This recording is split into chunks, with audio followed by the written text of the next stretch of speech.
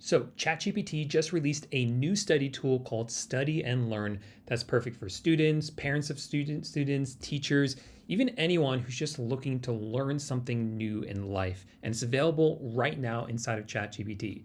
So, here I am inside my account. And to use this, you want to click right here where it says Tools, and you can click on Study and Learn.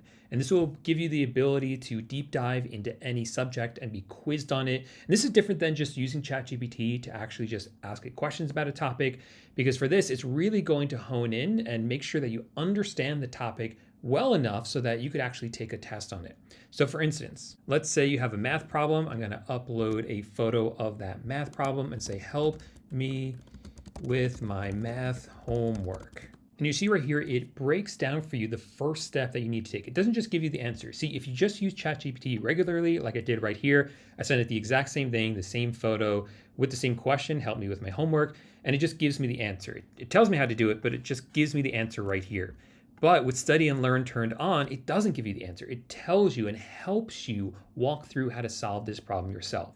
So the first thing it wants to do is figure out how many crayons are in the 3 boxes. So this question is basically saying Samantha has 3 boxes of crayons. Each box has 24 crayons, and then she gives 18 away. How many does she have left? So step 1 is figure out how many crayons she had in total when she started. 3 times 24 is 72, I think.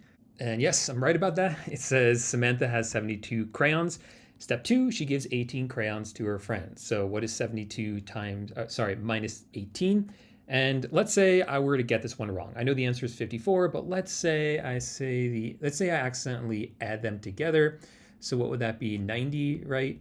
I'll say 90 and just trying to see what it says when I give it a wrong answer. And it says, nope, you're not quite right.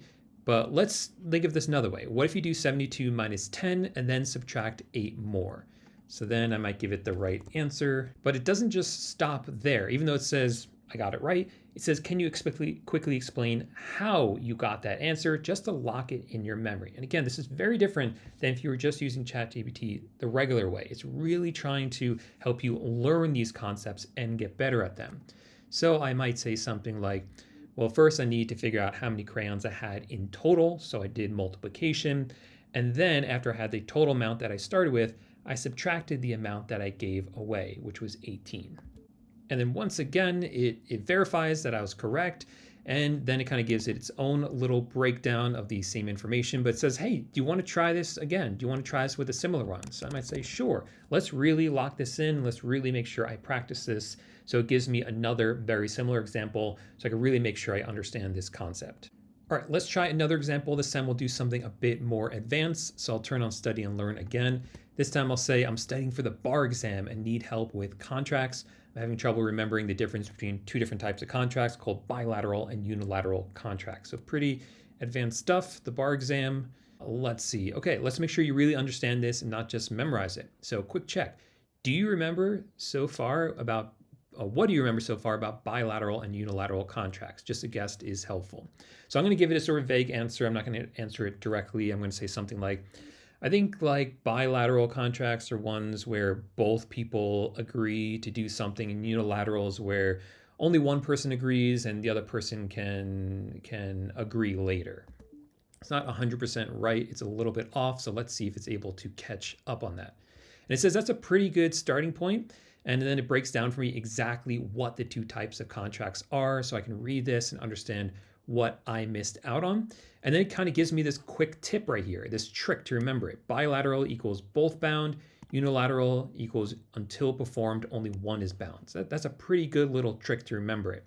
So then we actually get tested on it. It will test my understanding right here to really make sure I lock it in and understand this completely. And this is honestly blowing my mind. Like if I had this when I was studying for the bar exam, this would have made a huge difference, because before this, I was just reading notes on my phone, just trying to memorize them. It was all memorization, just trying to read and memorize. But this, when you're actually actively engaging with something that's trying to teach you, it really makes it a lot easier to actually remember what all these different concepts are.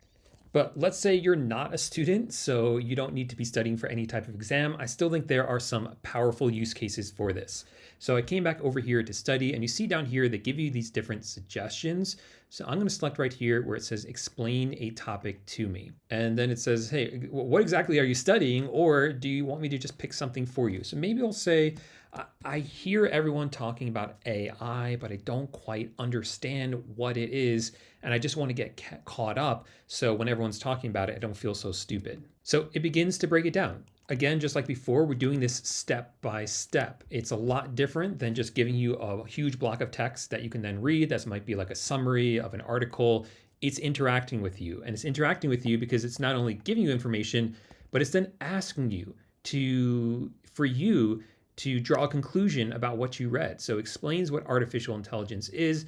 And then it asks, based on that, do you think AI is more like a robot brain or more like a super powered calculator?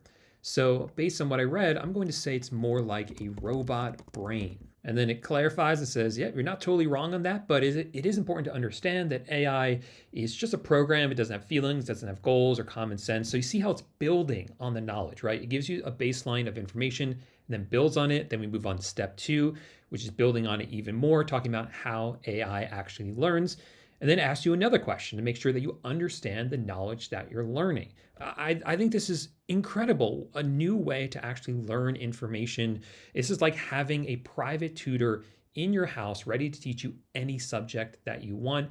Instead of just reading text online, you can actually interact and learn as you go along. So overall, I'm super impressed with this new ChatGPT feature. It's definitely something that I wish that I had when I was studying for the bar exam, but I'm just grateful it exists now. I think this is something I'm definitely going to use because I love diving into new topics and learning new things. Speaking of which, if you're at all interested in AI and want to be updated on all the newest features that roll out for different platforms or different tools like ChatGPT or Claude or Gemini or Canva AI, make sure to subscribe to the channel because I'm constantly trying out new ones and making videos about them. Thanks so much for watching, and I'll see you in the next video. Bye for now.